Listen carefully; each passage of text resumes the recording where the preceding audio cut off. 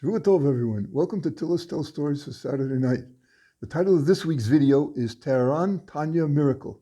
I adapted the story from an interview with Yud-Tes in Kfar Chabad magazine, with a bit of the editing of Michael Dobry in the Beis Mashiach edition. This Shabbos was Yud-Tes Kislev, the Hasidic festival celebrating three events: the passing of the Rebbe of Rabbi Dov Ber, the Maggid of Mezrich, successor to the Baal Shem Tov, in 1760, the miraculous release of Rabbi Shneur Zalman, the first Chabad Rebbe, from Zara's prison in 1798, and the first printing of the Tanya in 1796. 182 years later, in 1978, the Lubavitcher Rebbe initiated a campaign to print the Book of Tanya, the seminal work of Chabad Hasidic thought, in cities around the world. Now, as of November 28, 2023, the list of Tanya printings is up to 8,285, from Azerbaijan to Zimbabwe, A to Z, including two printed in Gaza since the fighting began. About a year before the revolution in early 1978, two emissaries of the Rebbe came to Iran in order to print the Tanya in Tehran, the capital city of Iran.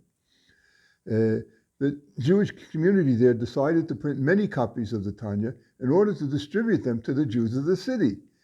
The Tanya was sent to be printed, but there were delays and it took a long time. In the meantime, in February 1979, Ayatollah Khomeini overthrew the Shah, Muhammad Reza Pahlavi. Mr. Yehuda Ezrachian, who was responsible for the Jewish community's spiritual needs, arranged to remove all the copies of the Tanya from the printer in order to bring them to the community's library. There, in the large hall of the library, they were stored temporarily in messy piles. The new government announced a law called cleansing, stating that every Iranian citizen and all public organizations had 30 days in which to burn all the documents, papers, and books they owned that had on them the Shah's royal emblem, or even just his name, or anything connected to his reign.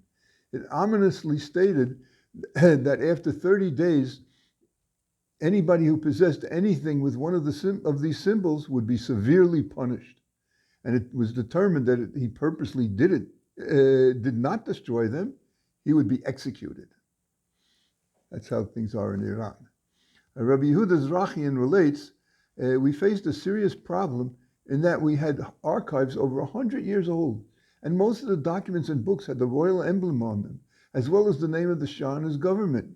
We also had a collection of special gold coins that the community produced in 1967 in honor of the king's coronation and in celebration of 2,500 years since the coronation of Koresh. On one side of the coin was a menorah, and on the other side was either the royal emblem, the name Koresh, or a crown. By the way, Koresh in English is Cyrus, who was the founder of the First Persian Empire. The king after him was Ahasuerus of Purim notoriety. Koresh's relationship to the Jews is discussed in the book of Ezra in the very first chapter, verse 3. As Jews, it was very hard for us to accept the cleansing of the entire valuable library and huge archive of our traditions, but we had no choice. Anyway, clearly there was no way we could comply with the law in such a short time. When the month ended, we had not yet managed to complete the job, as expected. A day or two later, the secretary came into my office and said that two government inspectors had shown up to inspect the entire building in order to see whether we had followed the cleansing law. I was terrified. I understood that I was doomed and that the entire Jewish community was in great danger.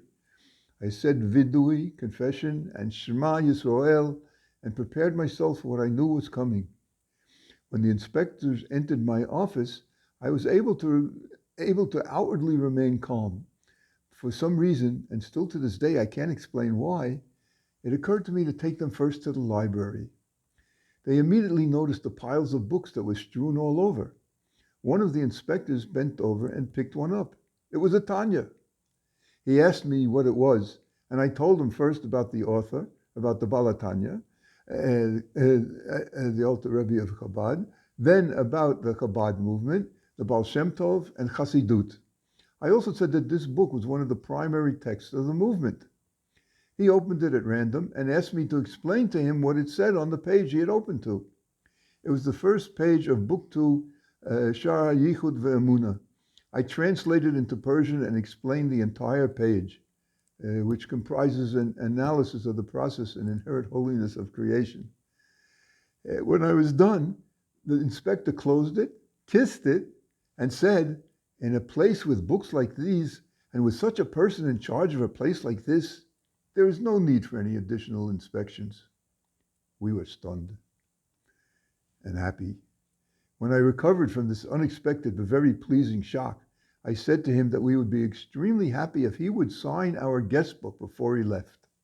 He agreed with a smile and wrote, "On such and such a day, I visited the offices of the Jewish community and inspected and ascertained that all was as it should be."